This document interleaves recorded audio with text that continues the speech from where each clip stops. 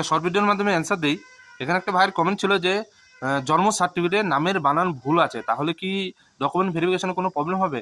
দেখো বলি, যদি তোমার জন্ম সার্টিফিকেট নামের বানান ভুল থাকে তাহলে প্রবলেম হতে পারে, বাট যদি তোমার মাধ্যমিকের অ্যাডমিট কার্ড, সার্টিফিকেট, মার্কশিট, বাকি যে আই কার্ড ডকুমেন্টগুলো আছে যেমন আধার কার্ড, ভোটার কার্ড, তারপরে তোমার প্যান কার্ড, ঠিক আছে, এইসবে যদি নিজের নাম ঠিকঠাক থাকে, প্লাস তোমার ফাদার নেম যদি ঠিকঠাক থাকে, তারপরে তোমার ডেট অফ বার্থ যদি ঠিক থাকে, তাহলে কোনো প্রবলেম হবে না। অনেক সময় কি হয়, যাদের জন্ম সার্টিফিকেট নেই বাট মাধ্যমিকের অ্যাডমিট কার্ড হলেও কিন্তু চলে যায়, ঠিক আছে।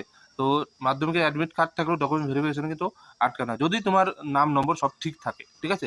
আর যদি তোমার মনে ভয় থাকে, যদি তুমি কনফিউজে থাকো যে ডকুমেন্ট ভেরিফিকেশন যদি কোনো প্রবলেম হয়, তাহলে জন্ম সার্টিফিকেট যদি তুমি ঠিক করতে পারো তোমার নামের বানানটা, ঠিক আছে, তাহলে তুমি ঠিক করে নাও, ঠিক আছে। কিন্তু আমার মনে হয় তোমার কোনো প্রবলেম হবে না, বেশি টেনশন নেওয়ার দরকার নেই।